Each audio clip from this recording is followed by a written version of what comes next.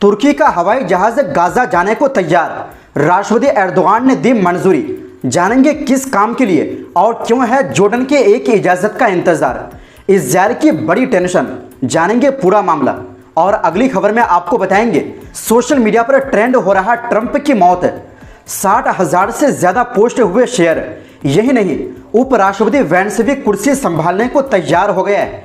आखिर क्या है पूरी जानकारी आपको बताएंगे। और साथ में आपको बताएंगे ईरान का एक और बड़ा ऑपरेशन, मोसाद के 8 सबसे डेंजरस जासूस को किया गिरफ्तार। इनके पास से एक से बढ़कर एक हथियार भी बरामद हुए हैं। तो बिना समय गंवाए बात करते हैं खबरों की। दोस्तों, तुर्की के विदेश मंत्री हाकन फिदान ने कहा है कि राष्ट्रपति रजब तैयब एर्दोगान ने गाजा के लोगों तक हवाई रास्ते से इंसानी मदद पहुंचाने की योजना को मंजूरी दे दी है।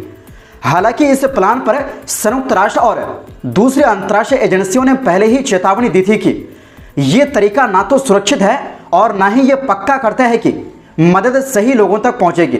दोस्तों, ये बयान फिदान ने शुक्रवार को तुर्की संसद की एक आपात बैठक में दिया।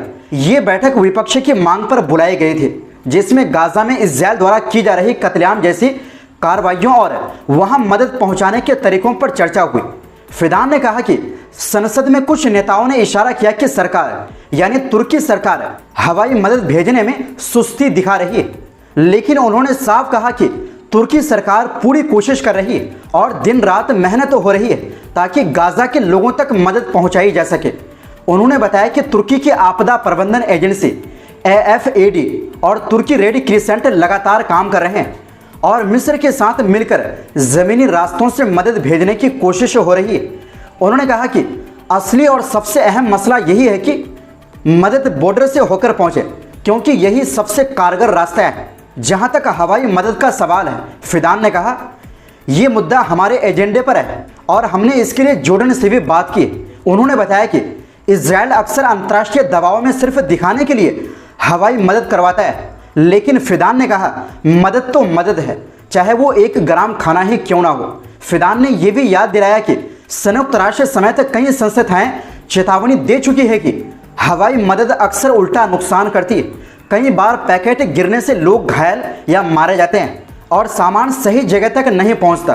फिर भी उन्होंने कहा, हमने ये मामला राष्ट्रपति के सामने रखा और उन्होंने मंजूरी दे दी।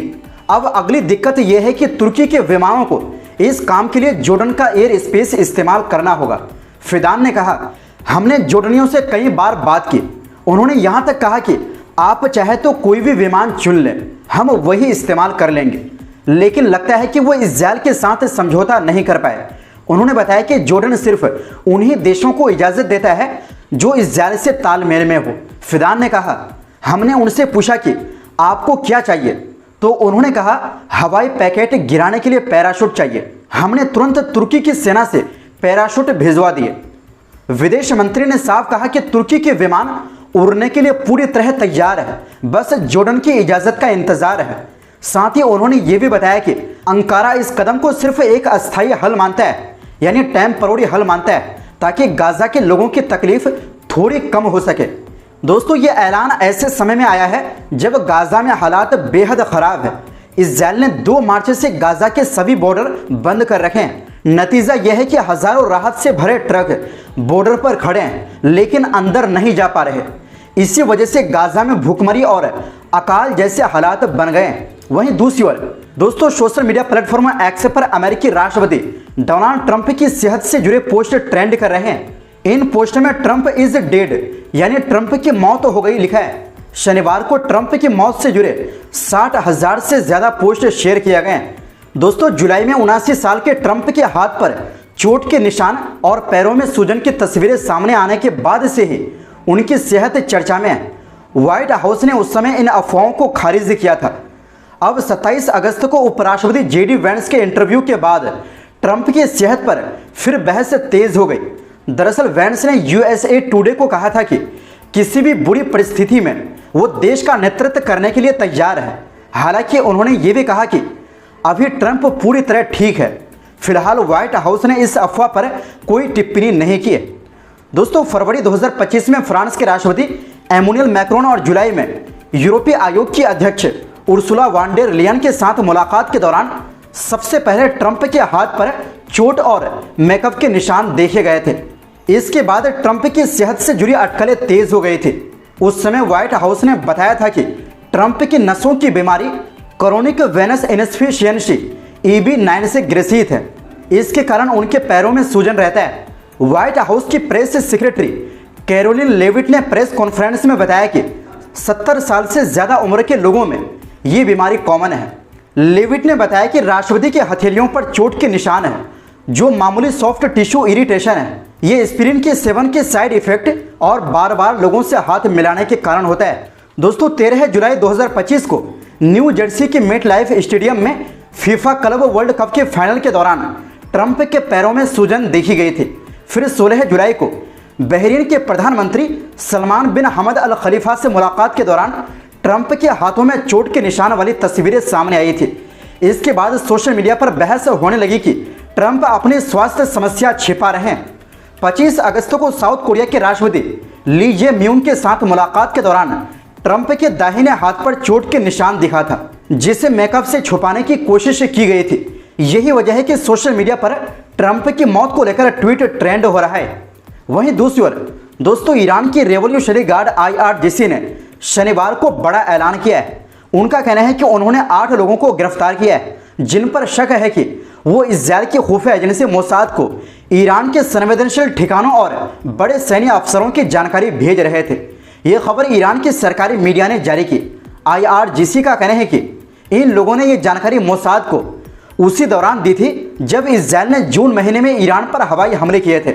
इन हमलों में ईरान के न्यूक्लियर ठिकानों को निशाना बनाया गया था। कई वरिष्ठ सैन्य कमांडर और आम नागरिक मारे गए थे। यह हमला 1980 के दशक में इराक के साथ हुए युद्ध के बाद ईरान के लिए सबसे बड़ा झटका बताया जा रहा है। उसके बाद ईरान ने पलटवार करते हुए इजरायल के सैन्य ठिकानों, बुनियादी ढांचे और शहरों पर मिसाइलों की बौछार कर दी।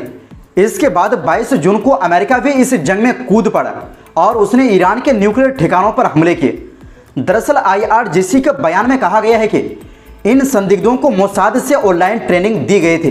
इन्हें ईरान के उत्तर पूर्वी हिस्से से गिरफ्तार किया गया, इससे पहले कि यह अपनी योजना को अंजाम दे पाते। ईरान के IRGC का कहना है कि उनके पास से लॉन्चर बनाने का सामान, बम, विस्फोटक और बूबी ट्रैप्स भी बरामद किया गए। दोस्तों इससे पहले ईरान की सरकारी मीडिया ने रिपोर्ट दी थी कि इजरायल के साथ 12 दिन चले युद्ध के दौरान पुलिस ने करीब 21,000 लोगों को गिरफ्तार किया था, लेकिन ये नहीं बताया गया कि इतने लोगों पर किस तरह के शक की वजह से कार्रवाई की गई। उस वक्त ईरानी सुरक्षा बलों ने बड़े पैमाने पर गिरफ्तारी अभियान चलाया था और सड़कों पर भी भारी तैनाती कर दी थी। युद्ध खत्म होने के बाद से ईरान ने हाल के महीनों में कम से कम 8 लोगों को फांसी दी। इनमें न्यूक्लियर वैज्ञानिक रोजबेह वादी भी शामिल हैं, जिन्हें 9 अगस्त को फांसी दी गई। उन पर आरोप था कि उन्होंने इजरायल को एक और वैज्ञानिक की जानकारी दी थी, जिसे बाद में इजरायल की हवाई कार्रवाई में मार दिया गया। तो दोस्तों फिलहाल के लिए इस रिपोर्ट में बस इतना ही।